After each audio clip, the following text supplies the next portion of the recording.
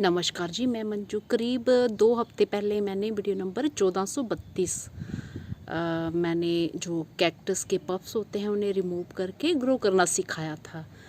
तो फिर मैंने सोचा मैं भूल ही जाऊंगी, तो चलिए उसका अपडेट मैं दे देती हूँ कि उसके क्या रिज़ल्ट्स हैं। तो इस टाइम आप ग्रो करते हैं तो बहुत जल्दी ग्रोथ होती है।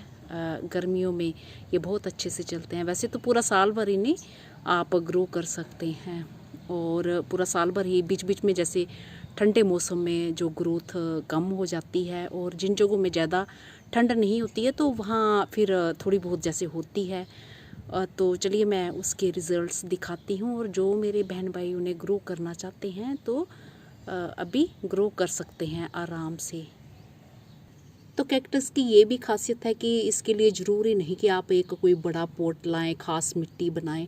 जैसा कि मैंने आपको बताया कि जो मेरे गार्डन की मिट्टी दूसरे प्लांट्स के लिए मैं बनाती हूँ, जो भी सॉइल जिसमें अच्छे से पौधे चलते हों, तो मैंने उसी में ही ग्रो कर दिया था और लास्ट टाइम का अपना एक्सपीरियंस भी शेयर किया था। अभी भी मैंने उसी मिट्टी में ग्रो कर दिया है। बस ड्रेनेज सिस्टम आपने बढ़िया रखना है और जो सीधी बारिशें बहुत ज़्यादा पड़ती हैं वो उससे ज़्यादा पानी से बस कैक्टस को बचाना है, नहीं तो ये तो बहुत ही आराम से चलते हैं। और जब बरसात होती है तो किस तरह से कैक्टस को बचाना है, इस पे भी मैंने स्पेशली वीडियोस बनाए हुए हैं। बिना गमले ही लाए कैसे करना है, तो वो मेरे वीडियो आप सर्च कर सकते हैं। चलिए वो बात ना करते हुए तो अभी मैं आपको अपडेट देती हूँ उसका। तो ये कैक्टस देख रहे हैं आप, यही मैंने ग्रो किया था और ये वही वाला पॉट छोटा सा जो मैंने बनाया था, खुद सीमेंट का बनाया हुआ है और बिल्कुल भी गहरा नहीं है। तो थोड़ा सा सीमेंट और रेत जो एक पॉट बनाया था उसमें से ज़रा सा बचा था तो ऐसे ही डाल दिया था। तो इसमें कोई दूसरा प्लांट अच्छे से होना नहीं था, तो फिर मैंने सोचा ये कैक्टस ही क्यों ना ग्रो कर दिया जाए। तो यही मैंने ग्रो किया है। तो अभी मैं इसको ज़रा निकाल के दिखाती हूँ कि क्या रिज़ल्ट्स रहे हैं। ज़रा पानी डाल देते हैं पहले हम इसके ऊपर, नहीं साइड पे ऐसे गीला हो जाए ताकि ये अच्छे से। तो ये वही वाला कैक्टस, ये देखिए। तो ये छिलके वगैरह मैं इसलिए डाल देती हूँ कि अगर हम पानी डालेंगे यहाँ से तो फिर एकदम से मिट्टी में गड्ढा हो जाता है, तो इनके ऊपर से डालेंगे तो फिर मिट्टी में गड्ढा नहीं होता है और ये आराम से मिट्टी में ऐसे मिट्टी जो है सेट रहती है।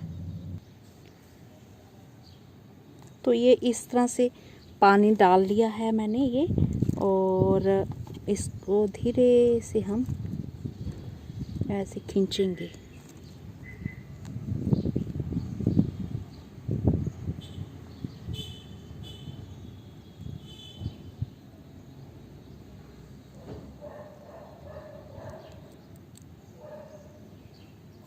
तो ये देखिए इसकी रूट्स बन गई हैं। तो मैं थोड़ा ये पानी से साफ़ करके बताती हूँ। पानी से धो के ये दिखाती हूँ कि कितनी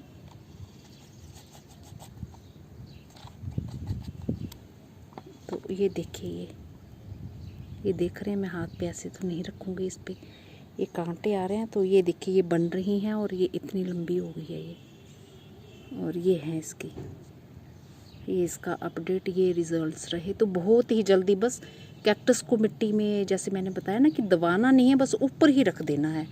तो ये पटड़ा है, इसके ऊपर मैंने ये छोटे से ये पोट को रखा है, ये ऐसे इस तरह से। तो अगर आप कैक्टस वाली मिट्टी बनाना चाहते हैं उस पर भी मैंने वीडियो डाला हुआ है। और ये देखिए,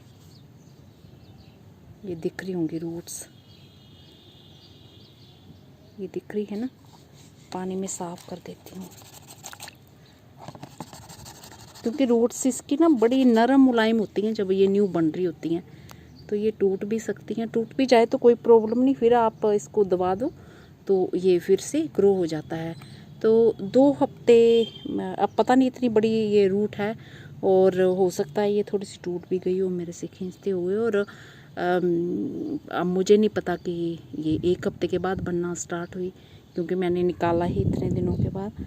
तो अब मैं इसे ग्रो करती हूँ और चलिए ऐसे अभी रख देती हूँ, बस ऊपर ही, और ज़्यादा नहीं करना है। और मिट्टी ज़रा सी डाल दूँगी साइड साइड में। तो ये देख लिया आपने, तो इस तरह से आप इसे ग्रो कर सकते हैं।